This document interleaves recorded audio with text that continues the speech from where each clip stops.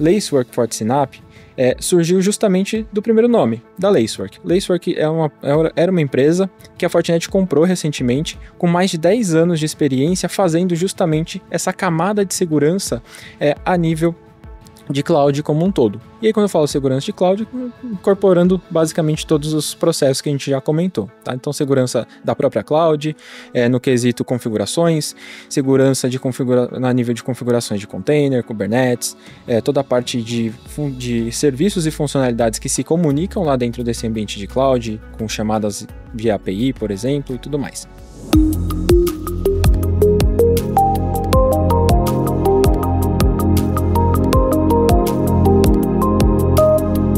Olá, eu sou o Guilherme Moraes, gerente de engenharia na Fortinet Brasil. E quero dar as boas-vindas a mais um episódio do Fortinet Brasil Podcast.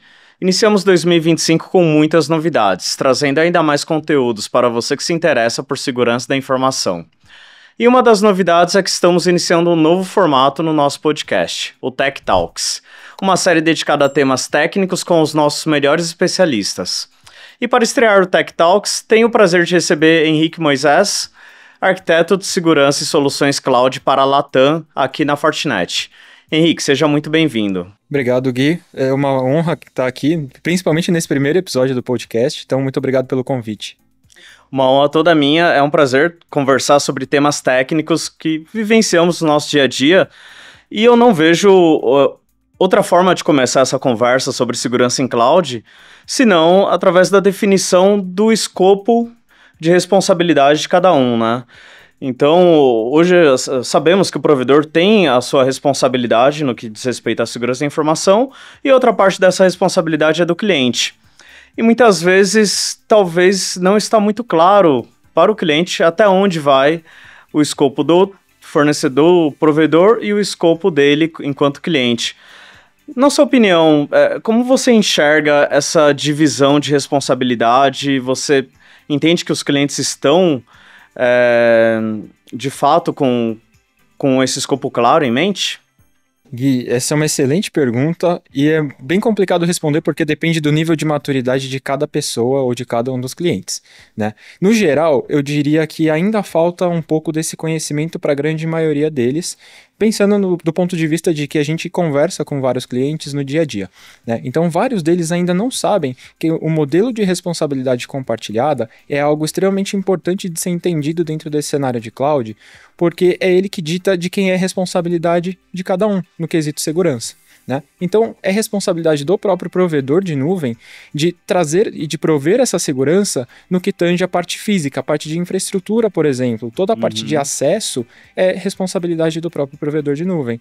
A parte de virtualização também é responsabilidade do próprio provedor, de manter sempre aquele hypervisor atualizado, para que a gente não tenha vulnerabilidades existentes ali e que essas vulnerabilidades possam ser exploradas.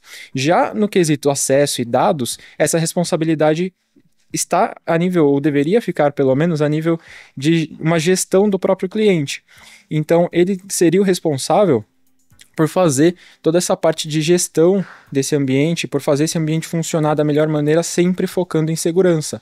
Então, principalmente quando a gente fala de dados, deveria estar mais claro na cabeça das pessoas, dos clientes, mas a gente acaba vendo um mundo bastante misturado, um mix de diversos fatores aí. Perfeito, talvez a gente pudesse pensar numa frase simples, assim, a segurança da nuvem e a segurança na nuvem, né? Perfeito. Enquanto clientes, somos responsáveis pelo que colocamos, né, nesse ambiente. E essa divisão de responsabilidade, né, eu tenho visto muitos clientes que utilizam diversos provedores de cloud, né, para se adequar à sua necessidade e também ao custo que melhor entrega ali o recurso que ele precisa. Isso tem sido algo incomum nos clientes que você encontra no dia a dia, a utilização de vários provedores de nuvem diferentes, e esse modelo de responsabilidade, ele é semelhante entre eles também? Perfeita pergunta, Gui. A gente vê bastante disso, principalmente porque dentro de um cenário multi-cloud você pode pegar o melhor de cada um desses ambientes de nuvem, né? Então, se a AWS te fornece um recurso em específico que te traz muitos benefícios, a Azure, por outro lado, pode te fornecer um outro recurso para te trazer mais benefícios. Então, a gente consegue misturar isso e trazer esse ambiente heterogêneo dessa forma também. E sim, respondendo a sua pergunta, dentro de um cenário de multi-cloud ou de cloud sendo realizada em ambientes múltiplos assim, a gente está falando de um mesmo modelo padrão de responsabilidade compartilhada. Então, isso se aplica a praticamente todos os provedores de nuvem hoje em dia. Excelente, obrigado, Henrique. Agora, entrando um pouquinho mais num tema mais específico, né, sobre FortiSynap, você poderia ajudar, para quem não está ainda familiarizado com o termo, né, com o acrônimo, acho que a nossa área de tecnologia ela é coberta de acrônimos, né, então... Se você puder explicar um pouquinho da principal função, né, dessa plataforma, qual o significado do acrônimo, do que estamos falando ali, né? Perfeito, Gui. Dentro desse acrônimo em si, do Synap, ou do KNAP, com várias pessoas utilizam essas duas terminologias, a gente tem algumas camadas, tá? Mas se eu pudesse resumir em uma única frase, eu diria que é você agregar uma camada de visibilidade e uma camada de segurança ao seu ambiente de nuvem dentro de uma única plataforma. Passando essa fase, ou passando essa frase, melhor dizendo, para algo mais específico, a gente pode entrar em todas as funcionalidades presentes dentro dessa tecnologia por si só. Tá? Isso começou lá atrás, lá em 2017, meados de 2018, quando a gente estava falando do conceito chamado CSPM. Tá? CSPM é basicamente Cloud Secure Posture Management, ou seja, é você ter uma gestão da sua postura de segurança dentro da nuvem. Por quê? Porque hoje em dia, muitas coisas que a gente faz na nuvem são passíveis de erro. Do mesmo jeito que a gente pode ter controles que não funcionam, ou a gente ter um alarme dentro de casa, por exemplo, e a gente simplesmente esquecer de ligar. Né? Então essas coisas acabam acontecendo. O ser humano ele é passível de cometer erros. Né? E justamente uma solução de CSPM foca em mitigar esses erros ou em diminuir a quantidade possível de erros para que os atacantes não tenham esse acesso em específico. E aí, conforme a gente vai evoluindo com as tecnologias, vão surgindo outros conceitos também. Então, hoje em dia, a gente tem também, ainda a nível de ESPM, de segurança e gestão desse ambiente, tem a nível de Kubernetes, a gente tem nível de dados, a gente tem a nível de gestão de segurança numa camada mais específica a nível de workloads. Quando a gente fala de workloads, estou me referindo a máquinas virtuais, por exemplo, a ambientes de Kubernetes, cluster de Kubernetes, ou até mesmo ambientes de containers. Então, isso é chamado de CWP. Mas todas essas terminologias em si, elas acabam fazendo parte dessa plataforma em si, ou mais específica, que é chamada de Synap. Então, o Synap é uma plataforma mais abrangente que contempla cada uma dessas soluções em separado, só que você tem uma única visão. Você tem um conceito de plataforma unificada com aquele velho e antigo single pane of glass, que a gente sempre comenta. Basicamente é isso. Então você tem vários controles existentes ali e esses controles ajudam nessa visibilidade e nessa segurança para que você consiga tomar as decisões corretas no tempo certo, mitigando esses ataques e as possíveis explorações de vulnerabilidades, por exemplo. Perfeito. E digamos que eu tenha um time muito bem capacitado para trabalhar em nuvem, né? Tenho especialistas dos principais provedores de nuvem, tem uma disponibilidade de tempo ali maior. Ainda assim, faz sentido esse tipo de ferramenta? Eu não poderia fazer de forma manual esses controles com o time interno, ou pelo menos parte deles? Como que a gente pode comparar ali essa aplicabilidade? Perfeito, Gui. Bom, no geral, você poderia fazer, sim, com esse time interno, já que você tem um time capacitado hoje, você conseguiria simplesmente executar essas ações de forma manual.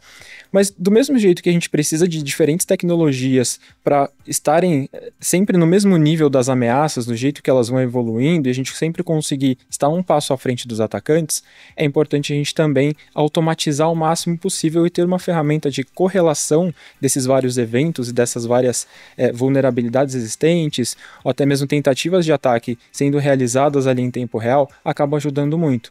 Porque Principalmente quando a gente está falando desse tipo de ambiente, a gente está falando de um ambiente com muitos logs, com muitos alertas, com muitos eventos. E você gerenciar tudo isso de forma manual acaba sendo bastante trabalhoso, para não dizer impossível, né? Perfeito, faz sentido. Um comentário que você colocou, né? Toda ação repetitiva, assim, né, ela é sujeita a erro humano, né? E isso não diz respeito à competência do profissional, né? Uhum. Tudo que a gente executa repetidamente, né, está sujeito a erro humano. Então, talvez seria possível, mas pouco provável que teríamos sucesso dessa forma, né? Ainda mais em nuvem, né? Que são workloads ali muito efêmeros, né? Eles são criados e destruídos numa velocidade muito grande, né? Perfeito. E tem vários tipos de workloads diferentes também, né, Gui? A gente não está falando só de um cenário em que a gente tem que controlar aqueles servidores que estão presentes no rack e que a aplicação já está ali e a gente só está fazendo ajuste na aplicação. No caso de cloud, é justamente como você comentou, o ambiente é muito efêmero, ele é muito dinâmico. Então, um desenvolvedor pode simplesmente resolver criar uma nova aplicação com base numa demanda que ele teve e uma nova aplicação já está disponível dentro daquele ambiente de cloud e você nem sabia, você do time de segurança, nem sabia que aquela aplicação existia, quanto mais que existia vulnerabilidade dentro dela. Então, é justamente uma camada adicional de visibilidade e segurança ajuda justamente em você entender primeiramente que existem essas novas aplicações e que essas novas aplicações têm ou poderiam permitir com que um atacante invadisse esse ambiente como um todo. Perfeito. E na prática, o que eu consigo fazer com o FortiSnap para proteção de containers, Kubernetes, essas arquiteturas mais modernas que tem sido bem comum, né, na grande maioria das empresas hoje em dia, né, trabalhar com microserviços, e o que eu consigo na prática ajudar esse tipo de ambiente, né? Uhum. Eu acho que tudo vira e vai muito de acordo com o que eu comentei, daquela frasezinha que eu comentei, que é você ter mais visibilidade e ter mais segurança ao mesmo tempo. Tá? Isso se aplica para tudo, basicamente. Então, quando a gente fala de ambientes ou de aplicações mais modernas, com ambientes de Kubernetes, com ambientes mais containerizados, ambientes de Kubernetes gerenciados, não gerenciados, tudo isso, a gente está falando de, primeiro, ter mais visibilidade. Então, eu consigo saber exatamente o tipo de comunicação que está sendo feita ali, qual o tipo de chamada API que um pod está falando com o outro, ou quando a gente está falando dentro do mesmo namespace, por exemplo, ou até mesmo em namespaces diferentes. O tipo de comunicação, então, a gente tendo esse nível de visibilidade dessa comunicação, a gente consegue entender se essa comunicação é maliciosa ou não. Se ela for maliciosa, gerar alertas em si para que o time de segurança esteja sempre atualizado em relação a tudo que vai acontecendo dentro desse ambiente, mesmo que seja dentro de um container. Então isso se aplica para praticamente todo o cenário de cloud. Excelente, excelente. Então, por um lado, a gente olha a postura e, por outro lado, a gente está olhando o comportamento ali para contenção de ameaças, né? Fantástico. Bom, isso tá claro, né, que uma plataforma como o FortiSnap, ela pode mitigar riscos de segurança, né, e facilitar esse nosso dia a dia de verificação de postura, né? Mas todo board, né, sempre pergunta, né, o que eu consigo otimizar de custos, né? Qual que é o ganho financeiro que a gente consegue atingir com uma ferramenta desse tipo, né? Então, de repente, se há algum controle nativo que eu consigo cobrir com o FortiSnap ou outras ferramentas paralelas que eu consigo extrair o mesmo ganho e consolidar ferramentas, como é que você enxerga esse tipo de justificativa? Acho que a gente pode olhar para isso, Gui, de duas formas diferentes. A primeira, pensando naquele time de profissionais especializados que você comentou, ele é um time escasso, e principalmente quando a gente está falando de um profissional especializado em cloud e especializado em segurança desse ambiente, desse ambiente de cloud. Existe uma intersecção que fica difícil até de mensurar, né, qual o tamanho desse gap. Exatamente, então esse é o primeiro ponto. Você não precisa necessariamente ter aquelas várias pessoas, ou aquele time extremamente completo de profissionais de segurança, sabendo exatamente como um ambiente de cloud funciona. Você tendo uma plataforma e uma ferramenta para te ajudar a enxergar quais são os principais gaps, já te ajuda a economizar dinheiro nesse treinamento do pessoal e manter esse profissional que hoje em dia o mercado, por por essa alta demanda de profissionais, acaba sendo bastante concorrido. Então, muitas vezes o profissional troca uma empresa por outra. Então, tem todo esse lado de treinamento também, né, de capacitação. E um segundo ponto é justamente nessa consolidação de controles, porque uma vez que esses controles vão sendo consolidados, a gente consegue manter toda essa plataforma operacional sem a real necessidade de você precisar utilizar todos os controles que o próprio provedor de cloud te proporciona. Tá? Então, você não precisa ativar vários controles dentro daquela plataforma de nuvem para que você tenha a visibilidade completa do seu ambiente. Porque hoje em dia, para quem não sabe, um único serviço muitas vezes acaba não tendo a capacidade de se comunicar com o outro. E aí você precisa habilitar um serviço em específico na nuvem, depois habilitar outro, e depois outro, e depois outro, e esses serviços ninguém correlaciona a eles, ou é muito difícil ter um serviço terceiro que correlacione tudo isso. Então, uma plataforma de segurança que traz essa visibilidade e esse modelo completo de uma análise preditiva, digamos assim, que é um pouco do que o FortiSnap faz hoje, a gente consegue trazer e mitigar muitos desses riscos associados, mas não só isso, contar com toda a parte de economia, de você não precisar habilitar cada um desses serviços separados do ponto de vista do provedor de nuvem também. Porque normalmente esses serviços no provedor de nuvem, eles também têm um custo, né? Tem um custo atrelado. No entanto, muito improvável que eles vão se comunicar e trazer a visibilidade que uma plataforma traria, né? Exato. Perfeito, tá mais claro. E se pudesse passar um pouquinho do background, da história, de como o FortiSnap nasceu na Fortinet. Honestamente, eu venho estudando cloud de alguns anos para cá, mas ainda tenho bastante o que aprender, não conheço tanto sobre a dinâmica desse mercado, né? Então, como que isso surgiu e como você enxerga que isso complementou o nosso portfólio nos últimos anos? Essa é uma resposta bastante complexa para a gente voltar um pouquinho no tempo. Então, a gente já voltou um pouco no tempo das funcionalidades em si, né? Falando conceitualmente sobre CSPM, KSPM, por aí vai. Dentro do portfólio Fortinet, a gente tinha algumas soluções antes focadas em trazer essa visibilidade e controle de segurança no cenário de cloud. A gente já passou por FortiCWP e FortiCNP, mas nunca foi uma plataforma que trazia essa visibilidade completa para dentro do ambiente de um formato principalmente focado em aplicações modernas. Então, quando a gente fala de Kubernetes, containers, não era o foco desse tipo de plataforma. Por outro lado, Lacework FortiSnap surgiu justamente do primeiro nome, da Lacework. Lacework era uma empresa que a Fortinet comprou recentemente, com mais de 10 anos de experiência, fazendo justamente essa camada de segurança a nível de cloud como um todo. E aí, quando eu falo segurança de cloud, incorporando basicamente todos os processos que a gente já comentou, tá? Então, segurança da própria cloud, no quesito configurações, segurança na nível de configurações de container, Kubernetes, toda a parte de serviços e funcionalidades que se comunicam lá dentro desse ambiente de cloud, com chamadas via API, por exemplo, e tudo mais.